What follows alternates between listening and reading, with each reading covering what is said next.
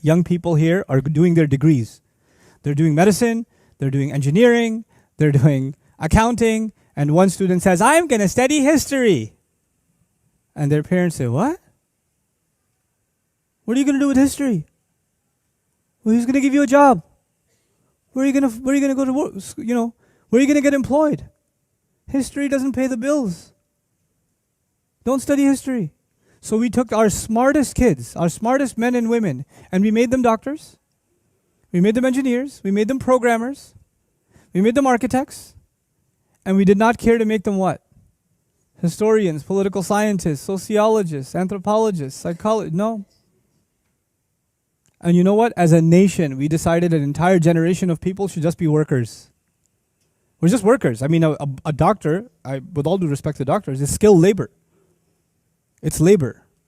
You're a laborer. You're specialized, but you're still laboring.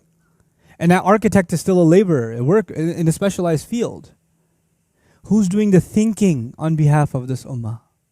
Who's thinking on behalf of this ummah? Who's restoring our identity as an ummah? The best of our minds are not being used because they're too busy doing other things. I want you to study this and study that. And you know, the sad thing is, if you ask, why are you studying this? Why are you in this career? You know what the answer is most of the time? Number one answer, my parents told me. Number two answer, it's a good job. That's it. So the only legacy we're leaving for our next generation is the most important thing in your life is looking for a good job. I'm not against getting a good job. By the way, get a good job. I'm all for it. But you know what? The world needs more than just people that make money and one or two careers. You know, I would argue if I had it my way, historians and theologians and people that are studying psychology and sociology, they would be the highest paid professors. They'd be the highest paid researchers, in my opinion. Because they're the people who impact how society operates. You know, they give direction to society. And if they have an Islamic mindset, man, they can bring a lot of good to the world. So even if, for the young people here that are studying, while you're studying accounting, mashallah, inna lillahi wa inna ilayhi raji'un, on the side, take as many history courses as you can. Learn as much about other things as you can. Things that actually, make you a refined human being, a deeper thinker.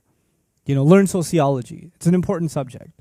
There's a lot of sociology in the Qur'an. There's a lot of psychology in the Qur'an. There's a lot of political science in the Qur'an. And somebody says, no, but I want to be a doctor because there's embryology in the Qur'an. Yeah, in like one or two ayat, there's some reference to it, but it's not at the heart of it. At the heart of it is human engagement, So these humanities, they are important and we have to restore them from the Islamic perspective. This is a critical thing, and of course, history is at the center of that. Everyone has a different lot in life. Everyone has a different set of challenges, a different set of opportunities. Then the question arises, why? Why not all of us have the same thing? Why not all of us have the same set of challenges? Make it consistent. قُلْ كُلٌّ يَعْمَلُ عَلَى شَاكِلَتِهِ. Tell them, let everyone work. Everyone should work. كُلٌّ يَعْمَلُ actually means everyone should try to work. Everybody should try to work on their shakila. Now what is shakila? Shakl in Arabic is form. Shakl is the appearance of something and the mold of something. You can even say the shape of something is shakila. In a figurative sense, you can call it, I use psychological terminology now, your predisposition. You're pre-programmed a certain way. Some people have a good sense of humor, some people are very serious, some people are oriented towards science, others towards literature, some are very artistic, some are, they have a hard time figuring out what they are, but they know how to have a good time. There are people with different personalities, different shakilat, you can say. Allah says everybody, first of all, recognize what Allah has given you, what kind of personality Allah has given you, and then work in accordance with that. In other words, shakila, you see the ta marbuta at the end, makes it actually a marra, meaning an instant, an individual thing. Not two people have the same shakila. Allah made personalities very, very, very different. And everybody should try to figure out what their personality is like as much as they can.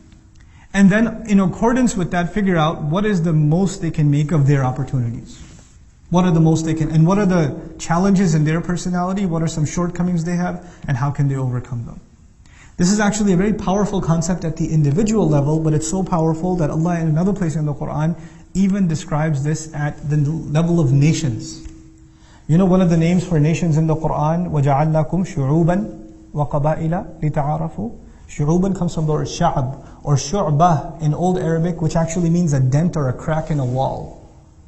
An imperfection is a sha'b. It's an imperfection. As if to say every nation has some good qualities, but some quirks. And nations have to get to know each other so they learn from each other's strengths. Because one nation's strength is another nation's weakness, and one nation's weakness is another nation's strength. In my culture, there are some things that are really bad. I should learn from another nation. Like if I'm a Desi, our dietary habits are really bad. So maybe I should learn from another nation that has much healthier eating practices, whose 70-year-olds go jogging, where our 40-year-olds are on a cane. So maybe there's something wrong with our culture that we can learn from another culture. That's at the level of nations even. But even at the level of an individual, if someone's able to recognize their weaknesses, then they're able to make connections, make friends, put themselves around people that cover for that weakness. That they recognize that weakness and they cover for that weakness. You see, if you surround yourself with people that have the same weaknesses as you, they have the same problem as you. Like if you have a terrible sense of humor, you have no restrictions on your sense of humor, and you become friends with other people who also have no breaks in their sense of humor, not very good things will come out of that relationship. Maybe someone in this relationship should have what? Some sense of, okay guys, that's enough. Let's cut it out. You see what I'm saying? Somebody has to be there. But if, by the way, if everybody's super serious, and you're serious and all your friends are super, that's a very depressing life. You need somebody to stir things up. قُلْ كُلٌّ يَعْمَلُ عَلَى شَاكِلَتِهِ. Now in terms of deen, in terms of what Allah wants you to do with your life, everybody should, instead of complaining, or you only get happy when good things happen, and you get super depressed when bad things happen, the reality of it is, each of you will have your share of good and bad in this world, and you need to make the most of it given your personality, given your shakila. فَرَبُّكُمْ أَعْلَمُ بِمَنْ هُوَ أَهْدَى سَبِيلًا. Then your master knows who is more guided in terms of a path. And he didn't say as-sabil either, he said sabilan. He made it actually, this is a tamyiz of it, in terms of a path, suggesting that each one of us will have a course, depending on our shakila.